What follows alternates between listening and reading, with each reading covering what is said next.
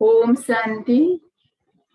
12 जुलाई 2021 की साकार मधुर महावाक्यों। मीठा बाबा कहते, मीठे बच्चे, बाप जैसा निरहंकारी और निष्काम सेवाधारी कोई नहीं। सारे विश्व की बादशाही बच्चों को देकर खुद वानप्रस्थ में बैठ जाते हैं। प्रश्न, बाप का कौन सा पैगाम जिन्हें सारे विश्व को बताना है? उत्तर, सभी को बताओ कि तुम दुख हरता सुख करता के बच्चे हो। तुम्हें कभी भी किसी को दुख नहीं देना है। तुम सुखदाता बाप को याद करो, उन्हें फॉलो करो तो आधा कल्प के लिए सुखधाम में चले जाएंगे। यह पैगाम सबको देना है। जो इस पैगाम को जीवन में धारण करेंगे वह 21 जन्मों के लिए माया की बेहोशी से छूट जाएंगे। गीत हमारे तीर्थ न्यारे हैं। ओम शांति। मीठे मीठे रूहानी बच्चे, इस गीत का अर्थ तो समझ गए। हम आत्माओं का वह बाप है, मुख्य है ही आत्मा। अभी तुम बच्चे जानते हो, हमारी आत्मा परमपिता परमात्मा के सम्मुख बैठी है। तुम्हारी सल सुप्रीम सल के सामने बैठी है। तुमको तो अपना शरीर है, इनका लोन लिया हुआ शरीर है। गुरु लोग मनुष्यों को यात्रा पर ले जाते हैं। भक्ति मार्ग के ढेर गुरु हैं। भारत में तो स्त्री अपने पति का भी गुरु ईश्वर समझती है। बाप बच्चों को समझाते हैं, तुम बच्चे हो ना, समझते हो हम बेहद के बाप के बच्चे ही। बेहद का वर्षा फिर से लेने आए हैं। अभी हमें सदगति को पाना है, यह तो निश्चय ही है ना। सारी दुनिया दुर्गति में ही प्रतीत है। पावन होने के लिए बुलाते हैं, तो भारत में कितने ढेर के ढेर गुरु हैं। कोई को 100 फॉलोअर्स, कोई को 500, कोई के 50 भी होते हैं, कोई के लाखों करोड़ों भी होते हैं।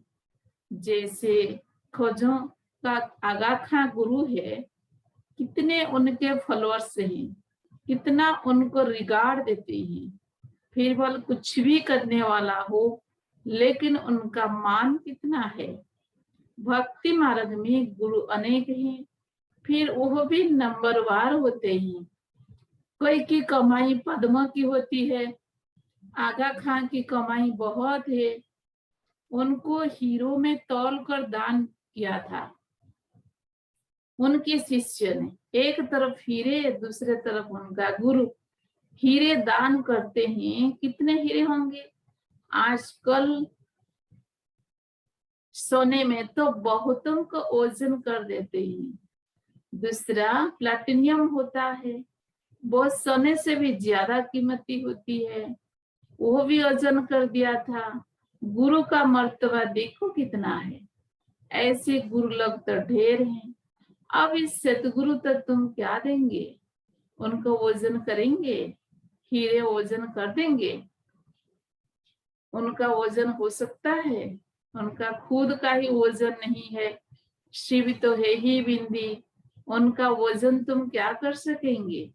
यह तुम्हारा गुरु कितना वंडरफुल है, सबसे हल्का, बिल्कुल ही सूक्ष्म है।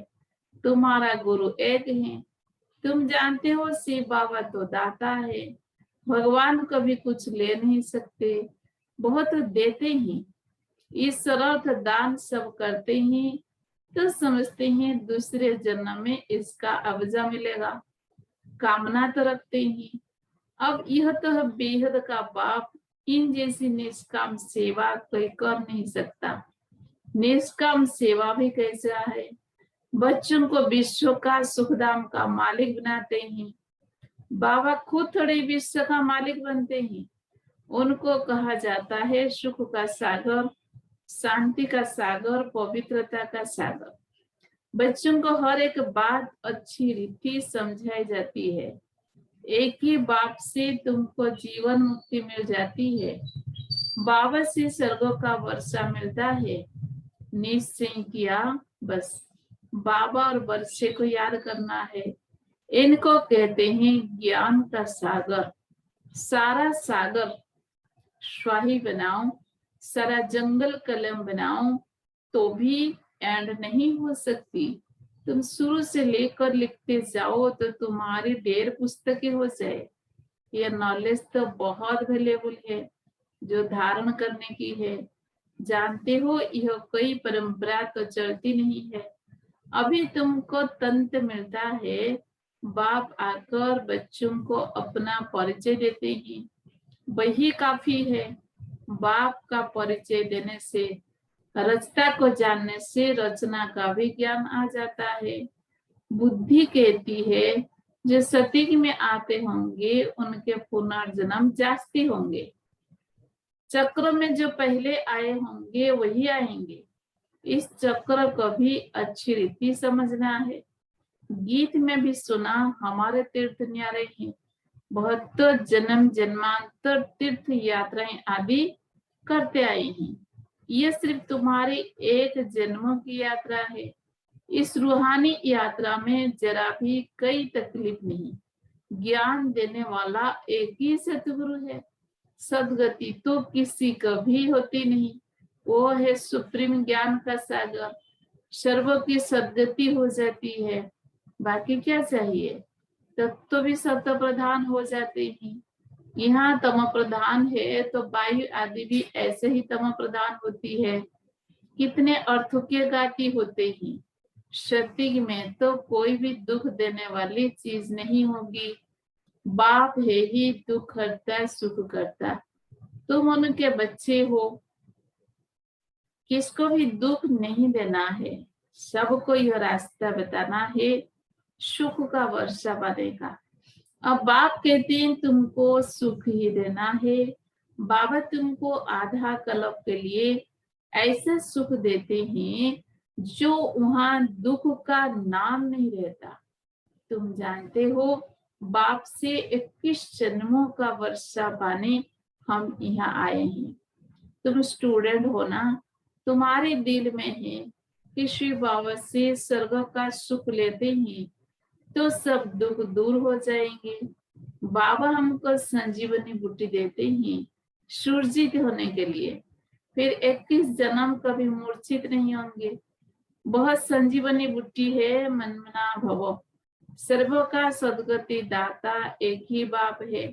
उनको निराकार निरहंकारी कहा जाता है। जिस तन में आते हैं वह भी साधारण है। बाप कहते हैं dear children, I am your obedient father. बड़े आदमी हमेशा ऐसे लिखते हैं, आई एम ओबीडियंट सर्वेंट। अपने को श्री कभी नहीं लिखेंगे। आजकल तो लिखते हैं श्री फलाना, श्री श्री फलाना। आप ही अपने को श्री श्री लिखते रहते हैं। वह बाप है निराकारी निरहंकारी। अब तुम उनके सम्मुख बैठे हो, जानते हो वो हमारा बाप, टीचर, सदगुरु है। बाकी तो सब भक्ति मार्ग के अनेक गुरु है। गुरुओं का भी गुरु होते हैं, इनका कोई गुरु नहीं है। यह सत बाबा, सत टीचर, सदगुरु है। तुम जानते हो आत्मा ही संस्कार धारण कर रही है। बाबा भी आत्मा है ना, उनमें भी गुण है। तुम्हारे गुण अलग अलग हो जाते हैं। इस समय जो गुण तुम्हारे में है वही बाप के हैं। फिर सत्युग में तुम्हारे दैवी गुण हो जाएंगे। बाप ज्ञान का सागर, प्यार का सागर है। कृष्ण की महिमा अलग है। शिव बाबा को 16 कला संपूर्ण नहीं कर सकते, बहुत स्थिर है ही। बाप कहते हैं यह टाइटल तुम मुझे नहीं दे सकते हो। मैं थोड़े भिखारी बनता हूँ जो फिर सर्वगुण संपन्न बनो। मेरी महिमा इन जैसी थोड़े करेंगे। इस नॉलेज को जिन्होंने कल्प पहले सुना है वही आएंगे, आकर बाप से सुनेंगे और बाप को याद करेंगे। पिछाड़ी को हाय हाय कर रोते ही फिर जय जयकार हो जाती है। अभी तुमने यात्रा का भी राज समझा है। इस यात्रा से फिर तुम कभी मृत्युलोक में लौटते नहीं हो। उन यात्राओं से फिर घर लौट आते हैं। कितने मनुष्य स्नान करने जाते हैं। भक्ति का विस्तार देखो कितना है। जैसे झाड़ कितना बड़ा अथवा अथाव होता है, बीज तो बिल्कुल छोटा होता है, वैसे भक्ति का भी विस्तार कितना है। ज्ञान का एक टुबका भी सदगति कर देता है। भक्ति में उतरते उतरते आधा कल्प लग जाता है। यहाँ तुमको सीढ़ी चढ़ने में 1 सेकंड लगता है। लिफ्ट कितनी अच्छी है, नीचे से एकदम ऊपर अपने घर ले जाती है। इसको कहा जाता है चढ़ती कला सर्व का भला। सर्व का सदगति दाता एक बाप ही है। अब ज्ञान भक्ति का फर्क देखा। ज्ञान भक्ति वैराग्य है ना, सन्यासियों का हद का वैराग्य। बाप ने समझाया है वैराग्य 2 प्रकार का है। एक हद का वैराग्य जिससे कोई सदगति नहीं होती, दूसरा है बेहद का वैराग्य जिससे तुम्हारी सदगति हो जाती है। अभी सदगति के लिए तुम बच्चों को श्रीमत मिलती है, श्रेष्ठ से श्रेष्ठ बनने की। अब श्रेष्ठ दुनिया की स्थापना हो रही है श्रीमत पर। यह भ्रष्ट दुनिया रावण की मत पर बनी है। हम श्रेष्ठ बन रहे हैं, यह बातें तुम ही जानो, दुनिया बिल्कुल नहीं जानती है। तुम्हारे लिए तो कहते हैं ये ब्रह्मा कुमारियां विनाश कराने वाली है।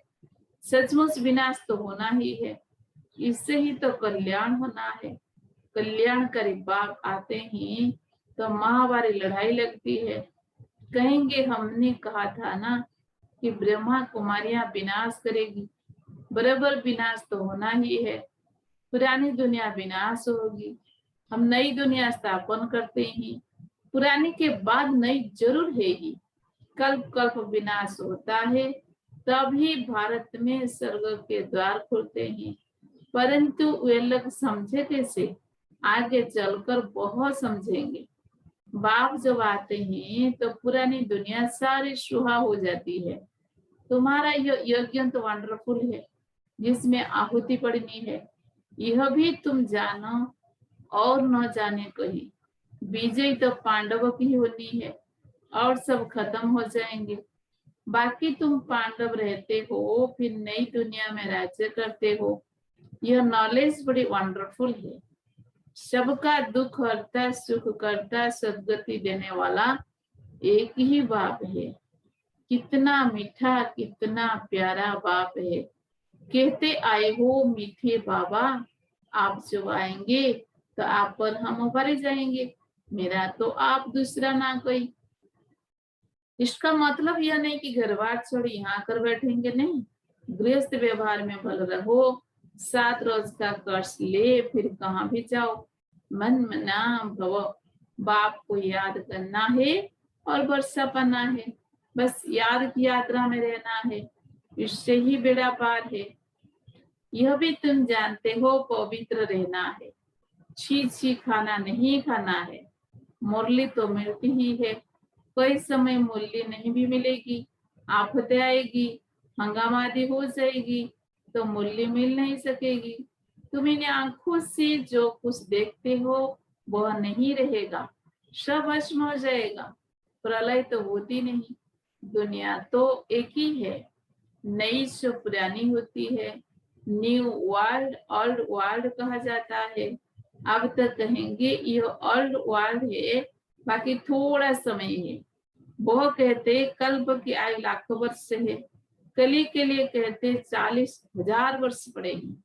वास्तव में 5,000 वर्ष का चक्र है। तुम्हारी बुद्धि में सारी नॉलेज है। मनुष्य तो बिल्कुल पत्थर बुद्धि है। एक्टर्स होकर ड्रामा के क्रिएटर डायरेक्टर को न जाने तो उनको क्या कहेंगे। वर्ल्ड की जियोग्राफी कैसे रिपीट होती है यह तो जानना चाहिए ना। जो अच्छी रीति जानते हैं, बुद्धि में धारण कर औरों को धारणा कराते हैं, वह ऊंच के ऊंच पद पाते हैं। बाप कहते हैं जो नॉलेज मेरे में थी वह अब तुमको दे रहा हूँ। ड्रामा प्लान अनुसार मैं रिपीट करता हूँ। मेरा भी ड्रामा में पार्ट है, भक्ति मार्ग में भी पार्ट बजाया। अब तुमको आकर अपना और रचना के आदि मध्य अंत का परिचय देता हूँ। मैं भी ड्रामा के बंधन में हूँ। मैं आता ही एक बार हूँ अपना परिचय देने और रचना के आदि मध्य अंत का नॉलेज सुनाने। अच्छा मीठे मीठे सिकी लदे बच्चों प्रति माता पिता बाप दादा का याद प्यार और गुड मॉर्निंग। रूहानी बाप की रूहानी बच्चों को नमस्ते। हम रूहानी बच्चों की रूहानी बाप दादा को भी याद प्यार गुड मॉर्निंग, नमस्ते नमस्ते नमस्ते। धारणा के लिए मुख्य सार नंबर 1, बाप समान ओबीडिएंट बनना है। कभी भी किसी बात में अपना अहंकार नहीं दिखाना है। निराकारी और निरहंकारी होकर रहना है। नंबर 2, बाप टीचर और सतगुरु के कंट्रास्ट को समझ निश्चय जीवन श्रीमत पर चलना है। रूहानी यात्रा पर रहना है। वरदान, व्यक्त में रहते अव्यक्त फरिश्ते रूप का साक्षात्कार कराने वाले सफेद वस्त्रधारी और सफेद लाइटधारी भवो। व्यक्त में रहते अव्यक्त फरिश्ते रूप का साक्षात्कार कराने वाले सफेद वस्त्रधारी और सफेद लाइटधारी भवो। जिससे अभी और चारों ओर यह आवाज फैल रहा है कि यह सफेद वस्त्रधारी कौन है, कहाँ से आए हैं, ऐसे अब चारों ओर फरिश्ते रूप का साक्षात्कार कराओ। इसको कहा जाता है डबल सेवा का रूप। जैसे बादल चारों ओर छा जाते हैं, ऐसे चारों ओर फरिश्ते रूप से प्रकट हो जाओ। जहां भी देखे तब फरिश्ते ही नजर आए। लेकिन यह तब होगा जब शरीर से डिटैच होकर अंतवाहक शरीर से चक्र लगाने के अभ्यासी होंगे। मनसा पावरफुल होगी। स्लोगन, सर्व गुणों व सर्व शक्तियों के अधिकारी बनने के लिए आज्ञाकारी बना। सर्व गुणों व सर्व शक्तियों के अधिकारी बनने के लिए आज्ञाकारी बनो। ओम शांति।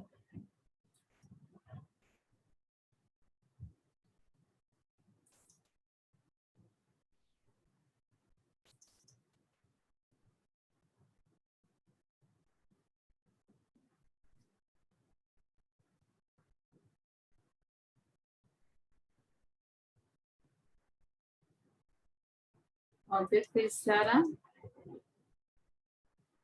ज्वाला स्वरूप की स्थिति का अनुभव करने के लिए निरंतर याद की ज्वाला प्रज्वलित रहे।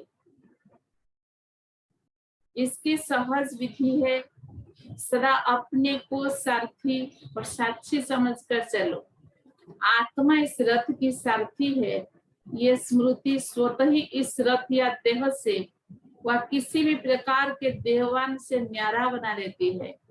स्वयं का सारथी समझने से सर्व कर्मेंद्रियां अपने कंट्रोल में रहती है। सूक्ष्म शक्तियां मन बुद्धि संस्कार भी अड़र प्रमाण रहते हैं।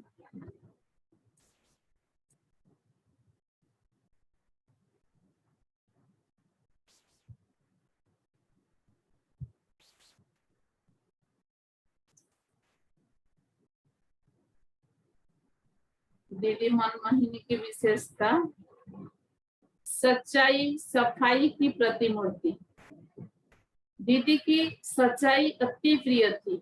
अगर कोई अपनी गलतियां सच्चे दिल से महसूस कर लेता तो उसे क्षमा कर देती और आगे बढ़ने की प्रेरणा देती।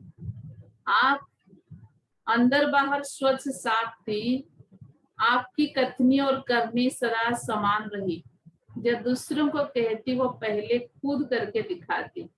ओम शांति।